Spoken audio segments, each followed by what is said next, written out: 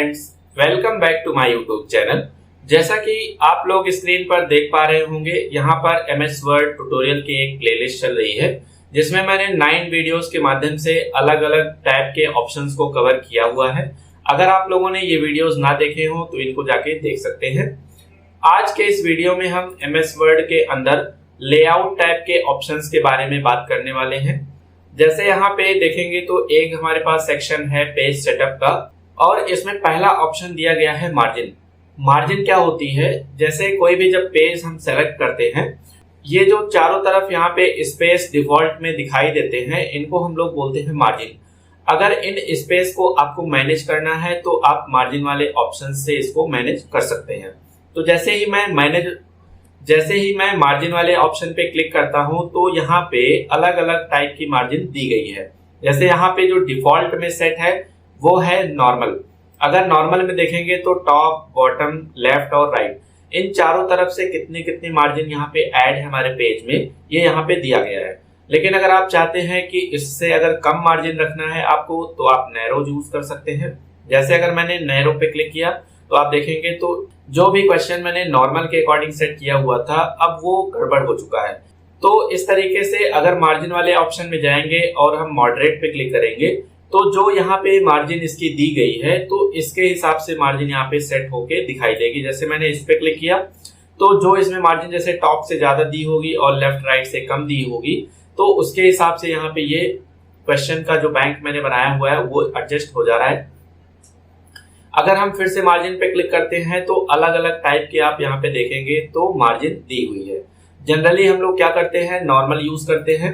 अगर आपको नॉर्मल नहीं चाहिए तो आप फिर से मार्जिन वाले में जाएंगे और नीचे देखेंगे तो यहाँ पे दिया हुआ है कस्टम मार्जिन। जैसे ही आप कस्टम मार्जिन पे क्लिक करेंगे तो इस तरीके से एक डायलॉग बॉक्स ओपन हो जाएगा, और इस डायलॉग बॉक्स में आप देखेंगे तो मार्जिन, पेपर और लेआउट 3 टैब बने हुए हैं। तो अगर आप मार्जिन टैब में देखेंगे तो मार्जिन किधर साइड से आपको कितना सेट रखना है वो आप यहाँ से एडजस्ट करेंगे। अगर पेपर से रिलेटेड कोई भी चीजें आपको एडजस्ट करनी है तो पेपर वाले टैब में आके करेंगे। लेआउट वाले टैब में आएंगे तो यहाँ पे आपके हेडर, फुटर क्या क्या कैसे अप्लाई होंगे वो आप यहाँ पे अप्लाई कर सकते हैं। तो सबसे पहले मैं मार्जिन आपको एक्सप्लेन कर देता हूँ। जैसे यहाँ पे देखेंगे तो जो मार्जिन टैब दिया गया है, इसमें टॉप, लेफ्ट और बॉटम, राइट चारों तरफ से कितनी कितनी मार्जिन आपको सेंटीमीटर में ऐड करनी है वो आप यहाँ से इंक्रीज या डिक्रीज करके बना सकते हैं, या अगर आप चाहें तो यहाँ पे इसको सेलेक्ट करके मैनुअली भी ऐड कर सकते हैं। जैसे मार्जिन ज्यादा एडजस्ट, जैसे मार्जिन कब हमको जरूरत पड़ सकती है, जैसे अगर मान लीजिए मैं क्वेश्चन बैंक बना रहा हूँ, उसमें चाहता हूँ कि टॉप और बॉटम से ज्यादा मार्जिन होनी चाहिए, तो आप टॉप और बॉटम में ज्यादा मार्जिन ऐड कर सकते हैं। या अगर आप कोई लेटर हेड बना रहे हैं, जैसे किसी कंपनी का जो लेटर हेड होता है, तो उसमें ऊपर जो टॉप एरिया होता है वो ज्यादा मार्जिन ऐड करके छोड़ा जाता है, तो आप टॉप मार्जिन वहां पे एडजस्ट कर सकते हैं कि लेटर हेड पे कितना मार्जिन ऐड रहेगा। ठीक है, तो यहाँ पे आप मार्जिन को घटा बढ़ा के सेट कर सकते हैं। यहाँ पे देखेंगे तो एक ऑप्शन दिया गया है गटर का। तो गटर क्या होता है कि जैसे जब आप मार्जिन ऐड करते हैं तो मार्जिन के अलावा जो स्पेस हमारा ऐड होता है उसको हम लोग गटर बोलते हैं, यानी कि बाइंडिंग के लिए। जब भी हमको बाइंडिंग करानी होती है तो बाइंडिंग के लिए जो पोजीशन हम लोग ऐड करते हैं वो गटर पोजीशन से ही ऐड करते हैं। अब अगर आप बाइंडिंग चाहते हैं कि 2 सेंटीमीटर पे होना चाहिए, 1 सेंटीमीटर पे, तो आप इसको यहाँ से इंक्रीज या डिक्रीज कर सकते हैं। ठीक है, जैसे ही आप यहाँ पे गटर मार्जिन बढ़ाते जाएंगे तो इस तरीके से देखेंगे प्रीव्यू में, तो यहाँ पे बाइंडिंग से रिलेटेड यहाँ पे ये प्रीव्यू आपको दिखाई दे रहा है। अब जनरली होता क्या है कि जो गटर हम लोग यूज करते हैं तो बाइंडिंग की पोजीशन या तो लेफ्ट साइड में होती है या तो आपकी टॉप साइड में होती है। अगर मैं टॉप पे क्लिक करता हूं तो आप देखेंगे तो यहाँ पे ये प्रीव्यू में दिखा रहा है कि टॉप पे बाइंडिंग आप इस तरीके से करा सकते हैं स्पेस देके, और अगर मैं यहाँ पे लेफ्ट यूज करता हूं तो लेफ्ट में इस तरीके से प्रीव्यू में दिखाई देगा। तो ये तो था कि मार्जिन और गटर आप कैसे ऐड करेंगे। दूसरा यहाँ पे ऑप्शन दिया गया है ओरिएंटेशन का। जब आप ओरिएंटेशन ऑप्शन यूज करते हैं तो इसमें देखेंगे तो पहला दिया गया है पोर्ट्रेट और दूसरा लैंडस्केप, यानी कि अगर आप किसी भी पेपर की साइज की हाइट अगर ज्यादा रखना चाहते हैं तो आप पोर्ट्रेट यूज करिए, अगर आप किसी की विड्थ ज्यादा रखना चाहते हैं तो उसको आप लैंडस्केप में कर सकते हैं। जैसे यहाँ पे अगर आप देखेंगे तो ये जो पेज दिखाई दे रहा है ये पेज हमारा पोर्ट्रेट में है क्योंकि यहाँ पे लंबाई इसकी ज्यादा है और विड्थ यहाँ पे क्या है, कम है। तो अगर आप इसको चेंज करना चाहते हैं तो यहाँ पे बाहर भी ऑप्शन दिया गया है जिसका नाम है ओरिएंटेशन। तो ओरिएंटेशन पे जब मैं क्लिक करूंगा तो डिफॉल्ट में आप देखेंगे तो पोर्ट्रेट लगा हुआ है। अगर आप चाहते हैं कि लैंडस्केप करना है तो लैंडस्केप वाले पे क्लिक कर देंगे तो आप देखेंगे यहाँ पे तो इस तरीके से विड्थ ज्यादा हो गई है और हाइट कम हो गई। अगर आप इसको पोर्ट्रेट में चेंज करना चाहते हैं तो सिर्फ फिर से आएंगे हम ओरिएंटेशन में और यहाँ पे पोर्ट्रेट पे क्लिक कर देंगे। ठीक है, अगला जो ऑप्शन है वो है साइज का। अगर आप अपने पेपर का साइज एडजस्ट करना चाहते हैं तो साइज वाले ऑप्शन पे क्लिक करेंगे और यहाँ पे अलग अलग टाइप के साइज दिए गए हैं। जैसे यहाँ पे देखेंगे तो लेटर दिया गया है और लेटर की जो हाइट और विड्थ होती है वो यहाँ पे सेंटीमीटर में दी गई है। लेकिन अगर आप चाहते हैं कि कोई मैनुअल पेज हम निकालना चाहते हैं जिसमें हमारे अकॉर्डिंग वहाँ पे हाइट विड्थ सेट होनी चाहिए तो उसके लिए आप आ जाएंगे मोर पेपर साइज में और यहाँ पे देखेंगे तो हाइट और विड्थ आपसे पूछेगा कि आप कितने कितने हाइट विड्थ का पेपर सेट करना चाहते हैं। ठीक है, तो आप यहाँ पे हाइट और विड्थ की वैल्यू यहाँ पे सेट करके इसको ओके कर देंगे। देखिए, जब भी आपको कोई भी डॉक्यूमेंट बनाना होता है तो उसके लिए आपको यहाँ पे इन तीनों ऑप्शंस की जरूरत पड़ती है। मार्जिन क्या होना चाहिए, ओरिएंटेशन क्या होना चाहिए और साइज क्या होगी। ठीक है, अगर आप साइज, ओरिएंटेशन और मार्जिन पहले से चूज नहीं करेंगे, डॉक्यूमेंट बनाने के बाद अगर आप इसको एडजस्ट करते हैं तो सारा का सारा जो आपने पैराग्राफ, लाइन, इमेजेस जो भी सेट की होंगी वो सब की सब इधर उधर हो जाएंगी। तो सबसे पहला काम आपका होना चाहिए कि किस पेपर पे आप उसका प्रिंट आउट लेना चाहते हैं, ओरिएंटेशन क्या होगा और उसका मार्जिन क्या होगा। ठीक है, इन तीनों चीजों का ध्यान रखते हुए आगे आप अपना डॉक्यूमेंट बनाना स्टार्ट कर सकते हैं। तो यहाँ से पेपर की साइज एडजस्ट करके हम जैसे ही ओके पे क्लिक करेंगे तो आप देखेंगे तो उसके अकॉर्डिंग पेज की साइज सेट हो जाएगी। नॉर्मली हम लोग A4 साइज का पेपर यूज करते हैं तो डिफॉल्ट में आप देखेंगे तो यहाँ पे A4 पे ऑटोमेटिक सेलेक्ट रहेगा। लेकिन अगर आप चाहते हैं कि लेटर में लिखना है तो लेटर यूज कर सकते हैं। अगर आप चाहते हैं कि कोई इन्वेलप पे आप प्रिंट आउट लेना चाहते हैं तो आप इन्वेलप 10 साइज का यहाँ पे पेपर यूज कर सकते हैं। तो इस तरीके से आपने देखा कि यहाँ पे हम साइज कैसे चूज करेंगे। अगला जो ऑप्शन दिया गया है वो है कॉलम का। तो अगर आप किसी भी क्वेश्चन को या मैच इन द फॉलोइंग के क्वेश्चंस को अगर आप 2 कॉलम में या 3 कॉलम में दिखाई देना चाहते हैं तो उसके लिए हम कॉलम ऑप्शन का यूज करेंगे। जैसे यहाँ पे अगर आपको एग्जांपल में दिखाना चाहूँ तो इसमें मैं चाहता हूँ कि जो क्वेश्चन हिंदी में दिया है वो लेफ्ट साइड में दिखाई देना चाहिए और जो इंग्लिश में क्वेश्चन दिया गया है वो इसके राइट साइड में दिखाई देना चाहिए। यानी कि हिंदी और इंग्लिश का 2 कॉलम बन जाना चाहिए। तो इस तरीके से मैं दोनों को सेलेक्ट करूंगा इस तरीके से और जब मैं कॉलम वाले ऑप्शन पे क्लिक करके 2 कॉलम पे क्लिक करूंगा तो आप देखेंगे तो यहाँ पे हिंदी वाला यहाँ पे दिखाई दे रहा है और उसके बाद यहाँ पे देखेंगे तो अगले वाले कॉलम में इंग्लिश वाला दिखाई दे रहा है। लेकिन यहाँ पे प्रॉब्लम ये है कि एक लाइन यहाँ पे इंग्लिश वाली भी आ रही है। तो इसके लिए क्या करेंगे, मैं यहाँ पे इसको पहले रिमूव कर देता हूँ जो क्वेश्चन नंबर 2 लिख के आ रहा है एक्सप्लेनेशन के आगे। तो सिंपली इसके लिए आपको बैक स्पेस की प्रेस कर देनी है, वो रिमूव हो जाएगा। उसके बाद यहाँ पे मैं चाहता हूँ कि जो इंग्लिश वाली एक लाइन आ रही है वो अगले कॉलम में दिखाई देनी चाहिए। तो इसके लिए हम यहाँ पे यूज करेंगे ब्रेक के अंदर कॉलम ब्रेक। तो जैसे ही मैं यहाँ पे ब्रेक के अंदर कॉलम ब्रेक पे क्लिक करता हूँ तो आप देखेंगे तो यहाँ से सीधा का सीधा कॉलम ब्रेक होके अगले वाले कॉलम में यहाँ पे एडजस्ट हो गया है। अब अगर इसको दोनों को सेम रखना है तो यहाँ पे देखेंगे तो एक लाइन का स्पेस दिखाई दे रहा है। इसको आप डिलीट की प्रेस करके इस तरीके से एडजस्ट कर लेंगे। तो आपने देखा कि यहाँ पे जो क्वेश्चन दिखाई दे रहा है हिंदी और इंग्लिश का वो 2 कॉलम में डिवाइड हो चुका है। तो इस तरीके से आप 2 कॉलम में चीजें कन्वर्ट कर सकते हैं। अगर आप 2 नहीं 3 में कन्वर्ट करना चाहते हैं तो आप 3 भी यूज कर सकते हैं। अगर आप लेफ्ट यूज करेंगे तो पहला जो कॉलम होगा उसकी विड्थ कम होगी और उसके सामने वाले की विड्थ ज्यादा होगी। जैसे आप लोगों ने बुक वगैरह में देखा होगा कि यहाँ पे इस साइड में टॉपिक्स लिखे होते हैं और उसके सामने जो डिस्क्रिप्शन दिया होता है वो डिटेल में दिया होता है। जो टॉपिक वाला यहाँ पे दिखाई देता है उसका कॉलम का विड्थ कम होता है। तो आप उसका भी यूज करके यहाँ पे जैसे लेफ्ट में अगर यूज करेंगे तो देखेंगे प्रीव्यू में तो लेफ्ट वाले कॉलम का यहाँ पे साइज कम दिखाई दे रहा है और डिस्क्रिप्शन का साइज ज्यादा दिखाई दे रहा है। तो आप इसका भी यूज कर सकते हैं। तो इस तरीके से आपने देखा कि कॉलम का क्या यूज होता है। इसके बाद जो अगला ऑप्शन दिया गया है ब्रेक का, तो ब्रेक में आपने देखा कि कॉलम ब्रेक का क्या यूज होता है। और जैसे पहला जो ऑप्शन दिया गया है वो है पेज का। पेज ब्रेक यूज करने से पहले आपको पता होना चाहिए कि ये काम कैसे करेगा। जैसे यहाँ पे अगर आप देखेंगे इस पेज में, तो 1, 2, 3 इस तरीके से 3 क्वेश्चन इस पेज में लिखे हुए हैं। अगर हम चाहते हैं कि यहाँ पे क्वेश्चन नंबर 1 का जो क्वेश्चन है वो इसी पेज में रहना चाहिए, लेकिन 2 और 3 उसके आगे जो क्वेश्चन है वो नेक्स्ट पेज से दिखाई देनी चाहिए। तो इसके लिए हम क्या करेंगे, कर्सर अपना यहाँ पे लास्ट में या यहाँ पे जो सुपर फॉलो लिखा हुआ है यहाँ पे रख के कर्सर ब्रेक वाले ऑप्शन में जाएंगे और यहाँ पे पहला ऑप्शन चूज करेंगे पेज ब्रेक का।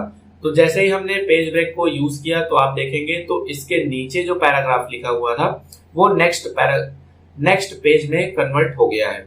इसके नीचे जो टेक्स्ट लिखे थे वो अगले पेज में दिखाई दे रहे हैं। तो इस तरीके से हम पेज ब्रेक का यूज कर सकते हैं और इसका जो शॉर्टकट होता है वो कंट्रोल+एंटर होता है। अगर आप कंट्रोल+एंटर करेंगे तो भी यहाँ पे नेक्स्ट पेज में वो टॉपिक दिखाई देगा। अगर आप नॉर्मली यहाँ पे लेआउट टैब के अंदर आके अगर आप पेज ब्रेक यूज करते हैं तो भी आपका यहाँ पे पेज ब्रेक हो जाएगा। तो ये तो देखा आपने पेज ब्रेक ऑप्शन का क्या यूज होगा। इसके बाद आप देखेंगे तो लाइन नंबर का ऑप्शन दिया गया है। जैसे यहाँ पे जितने सारे टेक्स्ट लिखे हुए हैं या लाइनें लिखी हुई हैं, अगर आप काउंट करना चाहते हैं डिफॉल्ट में कि कितने लाइन का ये पूरा का पूरा क्वेश्चन बैंक बना हुआ है, तो आप सिंपली यहाँ पे लाइन नंबर पे क्लिक करेंगे और यहाँ पे देखेंगे तो लिखा हुआ है कंटिन्यूअस पे जैसे मैंने क्लिक किया तो आप देखेंगे तो यहाँ पे एक्सप्लेनेशन से स्टार्ट हो रहा है। इस तरीके से लाइन के नंबर्स यहाँ पे आपको दिखाई देंगे। तो खैर इसकी बहुत ज्यादा जरूरत पड़ती नहीं है, तो आप इस पे सिंपली क्लिक करके इसको आप कर देंगे डन। अगला जो ऑप्शन दिया गया है वो है हाइफनेशन का। हाइफनेशन हम लोग कब यूज करते हैं, जैसे अगर आप लोगों ने देखा होगा बुक में कि जब कोई वर्ड एडजस्ट नहीं हो पाता यहाँ पे पूरा मार्जिन में, तो वहां पे होता क्या है कि एक छोटा सा डैश लगा के उसके आगे के टेक्स्ट को नीचे वाली लाइन में चेंज कर दिया जाता है, तो उसको हम लोग बोलते हैं हाइफनेशन। इसको अप्लाई करने के लिए मैं यहाँ पे एक नई विंडो ओपन कर लेता हूँ। तो इसके लिए मैं कंट्रोल+N प्रेस करूंगा और यहाँ पे सिंपली आप टाइप करेंगे =rand और ब्रैकेट में जितने पैराग्राफ चाहिए होंगे आप पैराग्राफ लिखेंगे, एंटर कर देंगे। इसके बाद जो ये पैराग्राफ लिखे हुए हैं, अगर आप इसमें हाइफनेशन अप्लाई करना चाहते हैं तो आप इस डॉक्यूमेंट को इस तरीके से सेलेक्ट कर लीजिएगा, लेआउट टैब में आएंगे और उसके बाद यहाँ पे हाइफनेशन वाले पे क्लिक करके ऑटोमेटिक पे मैं क्लिक कर दे रहा हूँ। तो जैसे मैंने ऑटोमेटिक पे क्लिक किया तो आपने देखा यहाँ पे कि जो गैलरीज लिखा हुआ है, तो गैलरी का जो यहाँ पे आधा वर्ड था तो वो यहाँ पे एडजस्ट हो गया और डैश लगा के उसके जो बचे वाले वर्ड्स थे वो यहाँ पे नीचे एडजस्ट हो चुका है। तो इस तरीके से आप यहाँ पे हाइफनेशन का यूज कर सकते हैं। इसी तरीके से जो अगला सेक्शन दिया गया है इसमें आप देखेंगे तो लिखा है पैराग्राफ। इसका मतलब अगर आप पैराग्राफ से रिलेटेड कोई सेटिंग करना चाहते हैं तो आप लेआउट के अंदर पैराग्राफ वाले सेक्शन में आएंगे। यहाँ पर जो इंडेंट दिया गया है तो इसमें 2 ऑप्शन आपको दिखाई दे रहा है, एक है लेफ्ट और एक है राइट। जैसे अगर इस पैराग्राफ का इंडेंट अगर हमको चेंज करना है, जैसे यहाँ पे देखेंगे आप, तो मैं अगर इसको इंक्रीज करता हूँ तो पैराग्राफ क्या हो रहा है कि पूरा का पूरा जो मार्जिन ऐड होती है वो इस वाले पैराग्राफ में मार्जिन ऐड होते दिखाई दे रही है। लेकिन अगर आप कम करना चाहते हैं तो इसको यहाँ पे लेफ्ट साइड से इसको डिक्रीज कर देंगे। अगर आप राइट साइड से कम करना चाहते हैं तो राइट वाले पे इसको बढ़ाते जाएंगे। तो इस तरीके से देखेंगे तो यहाँ पे ये मार्जिन ऐड हो गई है। अगर आपको यहाँ पे नहीं समझ में आ रहा है तो आप इसी पैराग्राफ में क्लिक करके व्यू टैब में जाएंगे और यहाँ पे रूलर सेक्शन को ऑन कर लेंगे। इसके बाद अगर हम यहाँ पे जाके लेआउट टैब के अंदर अगर हम यहाँ पे राइट और लेफ्ट को बढ़ाते हैं तो आप देखेंगे तो ये जो छोटा सा पॉइंट दिखाई दे रहा है जो राइट इंडेंट का है, तो ये इंक्रीज और डिक्रीज होता हुआ दिखाई दे रहा है। जैसे आप देखिए यहाँ पे मैं जैसे ही इसको इंक्रीज करता हूँ तो आप देखेंगे तो ये जो राइट वाला इंडेंट है वो यहाँ पे खिसक के 13 पे आ गया है। अगर आप इसको बढ़ाएंगे तो यहाँ पे देखेंगे तो इस तरीके से यहाँ पे 14 पे आ गया, इस तरीके से 15 पे आ गया। तो आप इसके अकॉर्डिंग यहाँ पे राइट साइड में इंडेंट क्या रखना है वो आप इसको यहाँ पे सेलेक्ट कर सकते हैं। इसके बाद जो अगला ऑप्शन दिया गया है वो है स्पेसिंग का, यानी कि पैराग्राफ के बाद और पहले स्पेस कितना रखना है वो आप यहाँ से इंक्रीज और डिक्रीज कर सकते हैं।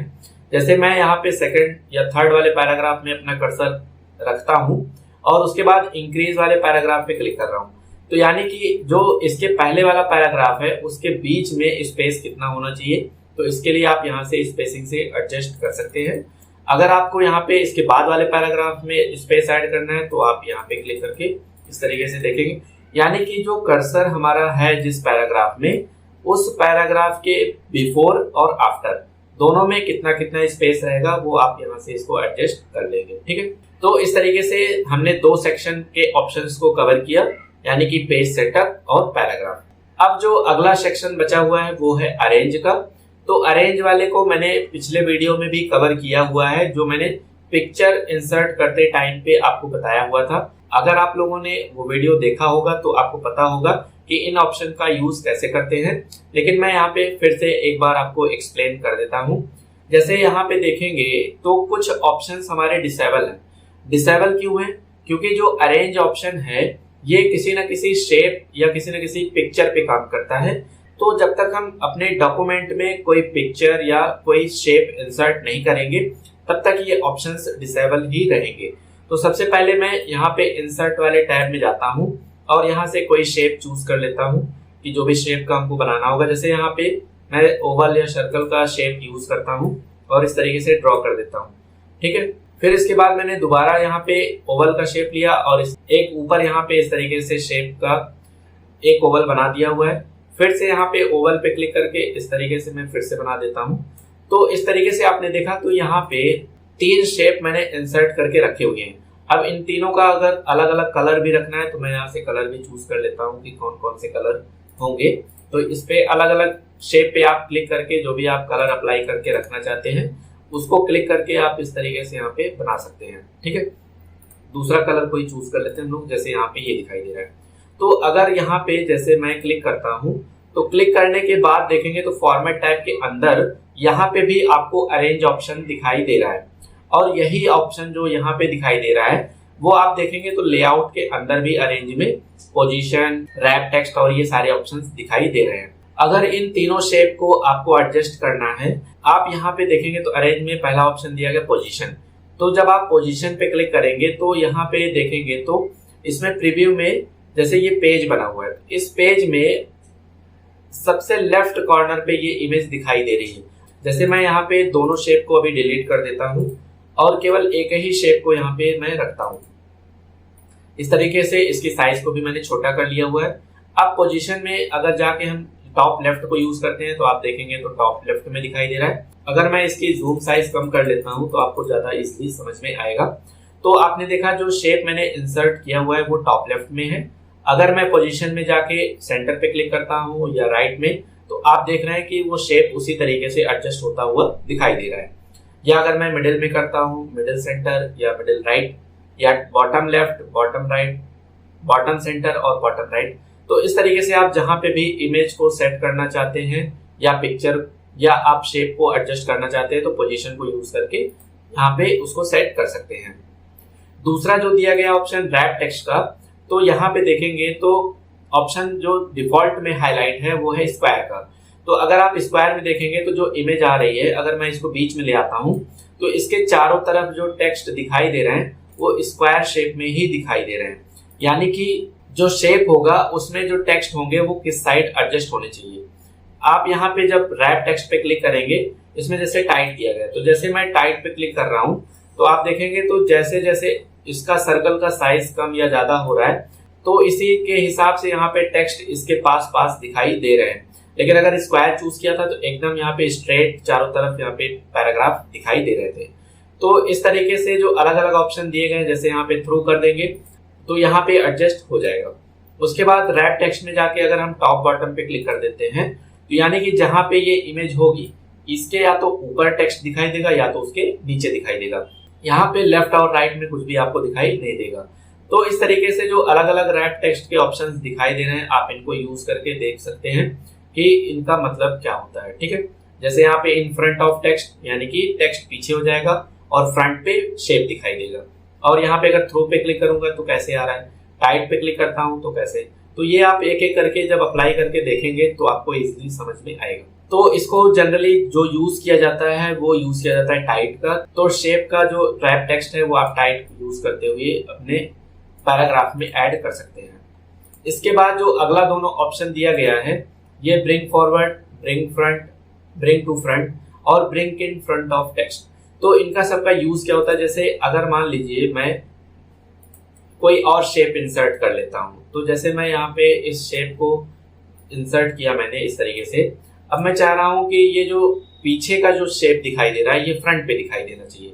तो इसके लिए आप यहाँ पे आएंगे लेआउट वाले टैब में और जिस शेप को आपको फ्रंट पे लाना है उसको सेलेक्ट करके रखिए और ब्रिंग फॉरवर्ड में जब जाएंगे तो यहाँ पे देखेंगे तो लिखा हुआ है ब्रिंग टू फ्रंट। जैसे ही मैं ब्रिंग टू फ्रंट पे क्लिक किया तो ये जो शेप है वो पीछे से अब यहाँ पे ऊपर की तरफ आ चुका है। या अगर आप इसको पीछे भेजना चाहते हैं तो सेंड बैकवर्ड वाले पे जाएंगे और यहाँ पे सेंड टू बैक कर देंगे तो आप देखेंगे सेंड टू बैक करने पे वो शेप पीछे दिखाई दे रहा है। इसके बाद जब देखेंगे अगला जो ऑप्शन दिखाई दे रहा है वो है सिलेक्शन पेन का। सिलेक्शन पेन पे जैसे ही मैं क्लिक करूंगा तो आप देखेंगे तो जितने सारे शेप आप इंसर्ट करके रखे रहेंगे वो सारे के सारे यहाँ पे आपको दिखाई देंगे लिस्ट में। जिस पे भी आप क्लिक करेंगे तो वो सेलेक्ट होता हुआ शेप आपको दिखाई देगा। अगर आप उसको नहीं शो कराना चाहते हैं तो इस पे हाइड पे क्लिक कर सकते हैं और यहाँ पे अगर मैंने हाइड पे क्लिक कर दिया तो वो शेप हाइड हो जाएगा। अगर हाइड ऑल कर दिया तो कोई शेप नहीं दिखाई दे रहा है, शो ऑल किया तो सारे शेप दिखाई देंगे। तो इस तरीके से सिलेक्शन का भी यूज कर सकते हैं। बाकी आप टेक्स्ट को अलाइन करना चाहते हैं तो टेक्स्ट को भी इसी तरीके से अलाइनमेंट कर सकते हैं। तो आज के इस वीडियो में हमने देखा पेज सेटअप वाले सेक्शंस के ऑप्शन को, पैराग्राफ और अरेंज। अगर आप लोगों ने यहाँ तक वीडियो देखा ही है तो प्लीज एक बार लाइक करें, सब्सक्राइब करें और अपने दोस्तों में भी शेयर करें जो भी एमएस वर्ड सीखना चाहते हैं। अगर आप लोगों को कोई भी डाउट हो तो आप मेरे कमेंट सेक्शन में जाके मुझे कमेंट कर सकते हैं कि यहाँ पे सर ये ऑप्शन समझ में नहीं आया, या अगर आपको डिटेल वीडियो चाहिए किसी ऑप्शन के बारे में तो वो भी आप मुझे बता सकते हैं। चलिए मिलते हैं नेक्स्ट वीडियो में। Thank you, bye bye.